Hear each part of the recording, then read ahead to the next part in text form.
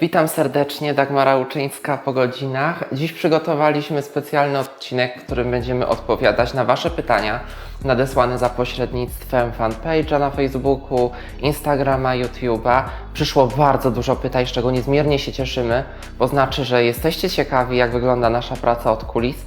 Ja dzisiaj postaram się odpowiedzieć, mam nadzieję, że te odpowiedzi będą Was satysfakcjonowały i przynajmniej co nieco wyjaśnią Was o tym, jak wygląda praca na planie. We wstępnej selekcji nasza redakcja wybrała 20 pytań, które zostały umieszczone w szklanym naczyniu. Ja wylosuję dzisiaj 10 z nich i postaram się na nie odpowiedzieć. Pierwsze pytanko. Jak pandemia COVID-19 wpłynęła na Waszą pracę? Bardzo wpłynęła. W marcu zeszłego roku byliśmy tak naprawdę w momencie, kiedy nagrywanie najbardziej się rozkręcało i z dnia na dzień trzeba było wszystko przerwać na aż kilka miesięcy.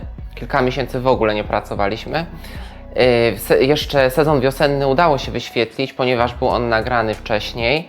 Natomiast jesiennego nie było właśnie z tego względu, że nie było go kiedy nagrać ze względu na ograniczenia związane z pandemią.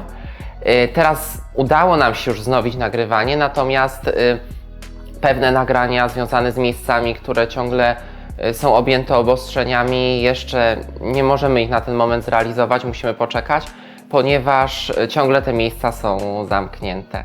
Więc tak, COVID-19 mocno wpłynął na tryb naszej pracy i na nasze wcześniejsze zamierzenia. Jaką muzykę lubicie? Bardzo różną. W naszym zespole jest dużo osób.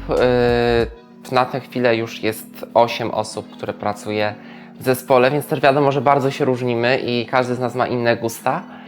Ja osobiście preferuję muzykę popową z pogranicza popu i rocka.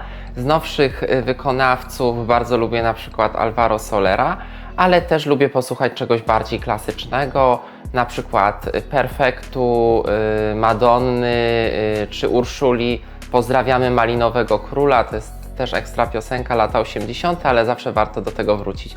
Więc my mamy bardzo różne gusta, pewnie jakby każdy członek zespołu tutaj usiadł i spróbował odpowiedzieć na to pytanie, to odpowiedzi byłyby jeszcze zupełnie różne, pewnie znaleźliby się i miłośnicy folku i metalu, ale trudno w tak wieloosobowym zespole, żeby te gusta nie były bardzo zróżnicowane. Jakie są Twoje ulubione skarpetki? Trudno, żeby to pytanie tutaj dzisiaj nie padło, ze względu choćby nawet na nazwę kanału, w którym pracujemy. Najkrótsza odpowiedź będzie brzmiała wszystkie, bo ja praktycznie lubię każde skarpetki, z każdych się cieszę, jeżeli je dostanę. Nieważne, czy są jednokolorowe, czy wielokolorowe, czy na przykład niedoparki, takie jak dzisiaj mam okazję zaprezentować. Więc mnie osobiście cieszą każde. Mam kilka ulubionych par, które już prezentowałam też czy na ekranie, czy w mediach społecznościowych, więc można je było zobaczyć. Jednymi z takich moich ulubionych są właśnie skarpetki świąteczne z pingwinkami, albo właśnie niedoparki, które też są bardzo ciekawe. Jest to bardzo śmieszny pomysł, który rozpowszechnił się w ostatnich latach i myślę, że jest to modowo fajny wypał.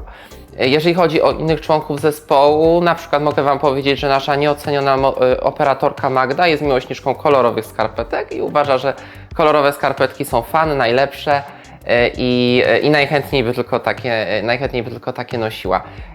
Inni członkowie zespołu pewnie wypowiedzieliby się jeszcze inaczej i też mieliby jeszcze inne gusta, musielibyśmy ich o to spytać, bo szczerze jeszcze jakoś na ten temat nie rozmawialiśmy, może to troszkę dziwne, może czas porozmawiać z zespołem o naszych skarpetkowych gustach. Czy lubicie zwierzęta? Bardzo, oczywiście, wszyscy jesteśmy miłośnikami zwierząt.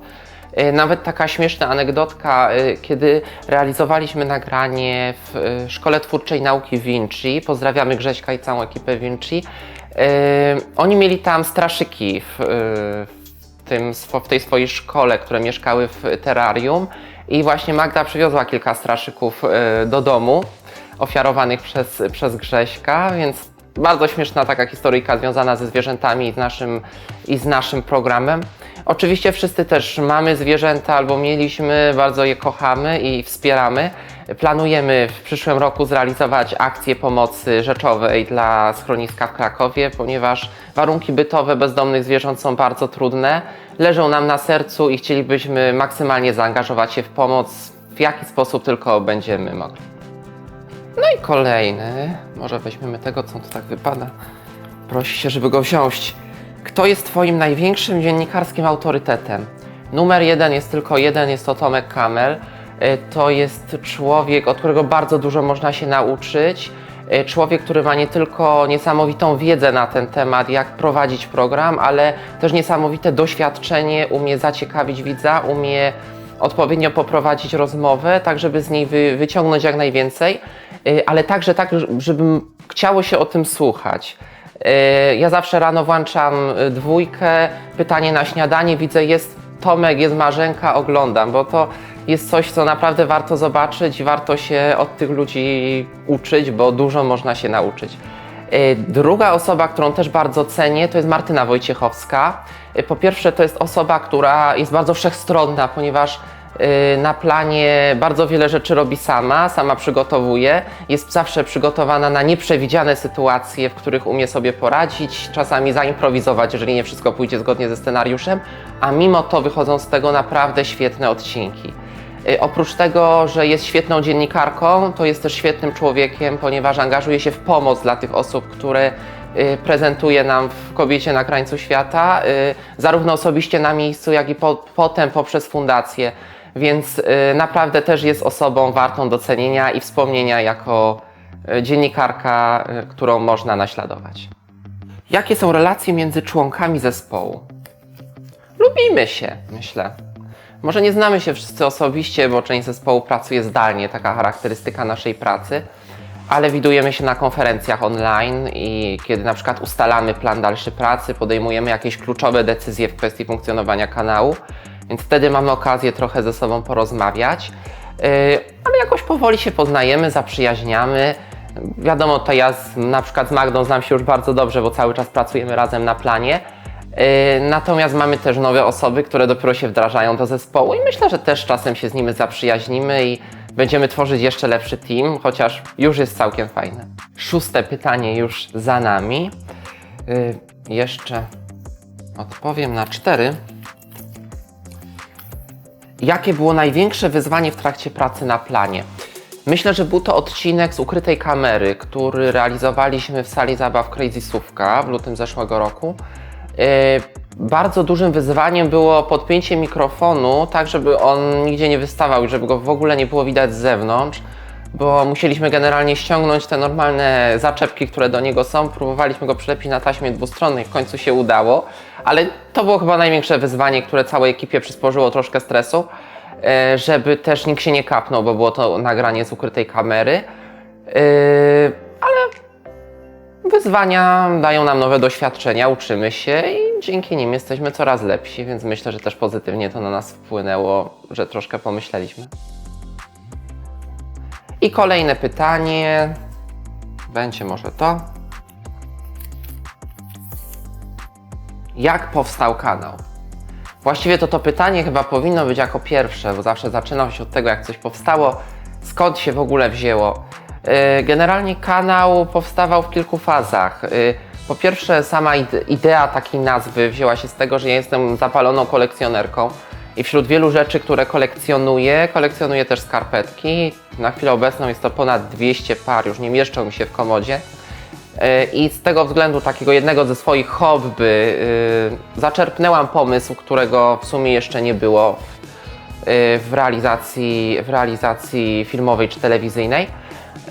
Natomiast druga idea to była chęć pokazania różnych ciekawych miejsc, rozmowy z ciekawymi ludźmi i tego, co warto odwiedzić. I z połączenia tych dwóch idei, chęci pokazania tego, co jest warte zobaczenia, z pewnym ciekawym konceptem związanym właśnie ze skarpetkami, narodził się ten kanał. On powstawał powoli, wielofalowo, zanim udało się wypracować ostateczną koncepcję, zrealizować najpierw odcinek pilotażowy, później pierwszą serię i obecnie realizację kolejnych odcinków. Cały czas się rozwijaliśmy, troszkę zmieniały się pewne wizje i efektem tego wszystkiego jest to, gdzie jesteśmy dzisiaj i to, jak będziemy się rozwijać dalej. I lecimy dalej. Troszkę pytanie wiążące się z poprzednim. Jakie macie plany na przyszłość? Bardzo duże. Wraz z początkiem ramówki wiosennej tak naprawdę bardzo rozwijamy swoją ofertę. ponieważ oprócz sezonu wiosennego Hasając w skarpetkach, oprócz nowych comiesięcznych odcinków po godzinach, startujemy także z czymś zupełnie nowym, z programem kulinarnym, w którym będę gotowała także z różnymi zaproszonymi gośćmi, którzy opowiedzą o swoich pasjach, o swoich zainteresowaniach, czasem o swojej pracy, która jest pasjonująca i ciekawa, więc będzie się działo. Naprawdę warto nas oglądać. Mamy też z tyłu głowy jeszcze wiele innych pomysłów i myślę, że wkrótce będziemy mogli zdradzić nieco więcej. Na razie są one na bardzo wstępnym planie, ale pracujemy nad tym. Jedno mogę zapewnić, będzie się działo. Czas ucieka, wieczność czeka, więc i dobiega powoli czas naszego programu. Teraz odpowiem na ostatnie pytanie. Pewnie chcielibyście odpowiedzi na wszystkie, ale czas antenowy na to nie pozwala, by zrealizować tak długi odcinek. Ostatnie pytanie, co robicie w życiu poza anteną? Tak ogólnie odpowiadając, w większości jesteśmy studentami. Poza tym ja jestem z wykształcenia filologiem niemieckim, uczę języka niemieckiego, oprócz tego oczywiście, że pracuję na planie. Magda, czyli nasza operatorka, jest studentką filmoznawstwa i wiedzy o nowych mediach. Nasza montażystka Maria jest już absolwentką zarządzania, obecnie studiuje na drugim kierunku reżyserii i montażu filmowego. Nasz dźwiękowiec również jest studentem dedykowanego kierunku związanego z obróbką dźwięku filmowego. Oprócz tego mamy jeszcze osoby, które zajmują się grafiką, tłumaczeniem oraz stażystów, którzy pomagają nam w pracy jako asystenci planu. Również są to w większości studenci. Oprócz tego mamy też dużo pasji, którymi się zajmujemy. Taką pasją, która bardzo nas łączy wszystkich, jest fotografia. Wszyscy bardzo lubimy robić zdjęcia. Lubimy też czytać książki i oglądać filmy, więc to myślę są takie rzeczy, które łączą nas wszystkich. No i jeszcze lubimy podróżować. Nie wiem, czy by się znalazł ktoś u nas w całym zespole, kto nie lubi podróżować. Chyba nie. Ja jestem wielką miłośniczką podróży i z tego co wiem, cała reszta zespołu również. To już niestety było ostatnie dzisiaj pytanie. Ja też pewnie chciałabym odpowiedzieć Wam więcej, opowiedzieć Wam o tym całym kanale, jak to wszystko powstawało jeszcze bliżej. Tu były bardzo ciekawe pytania, naprawdę, ale no niestety mamy tyle czasu, także mam nadzieję, że spodobał Wam się ten odcinek, że przynajmniej co nieco dowiedzieliście się tego, czego chcieliście się dowiedzieć. Oczywiście możecie cały czas nadsyłać pytania, pewnie w przyszłości będzie też możliwość jeszcze jakichś udzielenia z naszej strony odpowiedzi na te, które będziecie nadsyłać. Oczywiście też na bieżąco odpisujemy na komentarze, które są pod filmami, więc śmiało piszcie, nie bójcie się i przede wszystkim oglądajcie nas, bo tak jak już powiedziałam, będzie się działo. Do zobaczenia!